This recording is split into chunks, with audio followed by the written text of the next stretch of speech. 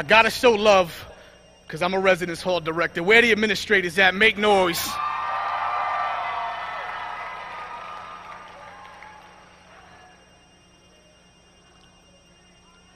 Can I offer you a penny for your thoughts? As a matter of fact, how about 3? 1 penny for you, 1 penny for me, and 1 penny for our minds engaged not so sexually. Getting intimately closer as we approach the climactic altitude of nude, mental, sensational conversation. Because I'm trying to get to know everything about you from the neck up. So these are not your typical sexual poetical prose. I'm trying to close the door on that all too familiar freaky foreplay game with which most people have chose to approach you. While they're trying to get deeply embedded in the fine fibers of your bed sheets, I'm trying to find and define the fibers with which your mind speaks. I want to engage you by putting a 2-carat solitaire diamond on your mind and marrying your every thought. I want to lick every inch of every crevice so I can get an oral fix from each orifice and taste your passionate imagination. I'm chasing away and erasing the play that these all the same people, having no game people in chat, unfulfilled claim people have long since promised you about unseen mental foreplay dreams turned into nightmares, exposing their true intentions of them trying only to get right to where you hide your sections of unmentioned. But tonight there'll be no sexual tension as I start undressing and exposing your Victoria's cerebral secrets and where you keep this long overlooked and for granted took section of your body that oddly enough is on display every day, as long as someone takes the time to find your mind. And I'm the one who likes to take risks, so let's get to commencing the unprotected section of your mental section so we can move forward towards a status of indiscretion, because rather than tiptoeing around, I'd rather get to knowing the sound of sweet conversation as we lay naked and exposed face to face and just talk. Rather than knowing what makes your nature rise, I'd rather know who raised you right. So tell me about your mother, your father, your grandmother and brothers, your sisters and aunts, and all the horrors that haunt your past. Then tell me about those dreams for the future and those goals that will carry you so far that 20 years from now I'll look back and say, damn, I'm glad I knew her. I'd rather be naked and mentally exposed, holding you as we're lying and you're crying while confiding and describing the tough times you had in life and how you don't know if you can keep a relationship long enough to be somebody's wife.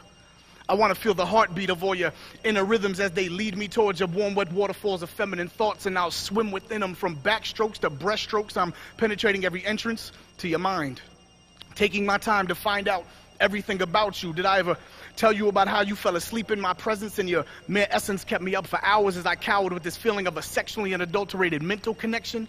And as you laid by my side, I pushed my blinds aside and took the time in the moonlight of that night to count 72 eyelashes on the upper eyelid of your right eye. Because as you sleep, they remain open slightly, and while we probably moved too quickly into some sexual stuff, I've always cared more about the explicitly illicitness that came from between your lips, meaning your voice. So now I'm standing here ready to trade in all the sexual acts that we've performed for the chance to reform the very foundation and basis of this relationship, and I'll reiterate my opening statement and I'll offer you another penny for your thoughts.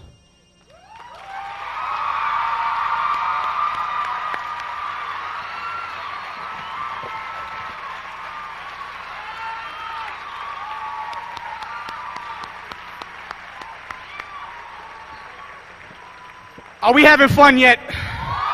That's what's up. All right. 2 more to go. I promise you it's painless. She said, stay up there all night.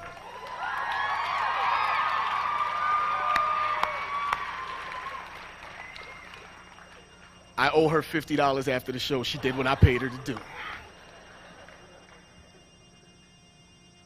Shovelful by shovelful, dirt jumped back off the shovel and piled high by the tombstone that marked my new home, and my soul watched people stand in my grave's hole, and I found it odd when the preacher said, soul his, rest God.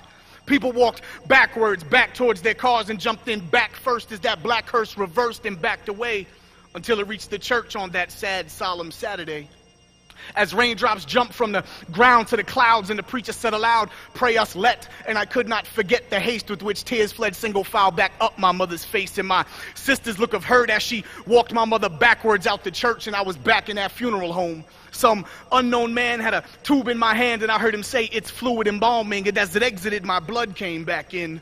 Suddenly I was once again in this hospital bed and my heartbeat said, boo, boo, boo, boo, boo, boo, boo. I was alive again, and then the nurse backed in, and night turned into day 5 times in cyclical fashion, and that nurse kept asking, "Today you are how?" Every 4 hours I vomited up the 6 pills she made me devour in hopes that they killed what's causing me this pain. My room was filled with flowers, and day by day they became less as tests were conducted only after results were told to me. 5 days prior to my demise, my arrival was marked by ambulatory sirens, and I was in the back of that ambulance as it swiftly sped steadfastly back to the apartment in which I dwelled, and I saw scenes of hell as I was carried on that gurney back into the apartment and placed back on the floor as paramedics rushed backwards out the door, and moments before they responded quick, I regained consciousness and started feeling sick. All of a sudden I was healthy and well, he's is how my mother told the person on the phone I was doing, and with a hello, the conversation had begun, and then she hung up the phone, and then the phone rang. It took me back to the time 379 days ago when the phone rang, and I answered it real slow.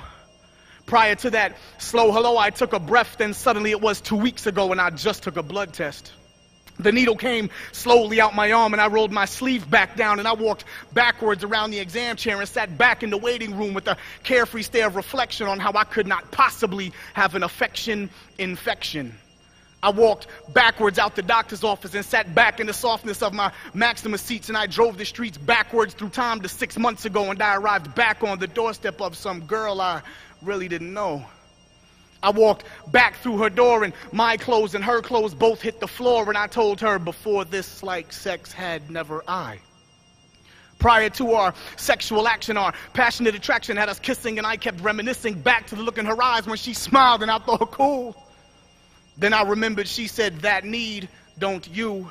It was 2:15, and I saw my soul looking back at me, and I knew I was acting foolishly. You don't get second chances at bad romancing, and I begged my soul to let me go back to that moment in time when I was still a living, breathing man, when that unused condom jumped out the trash can and landed back in my hand.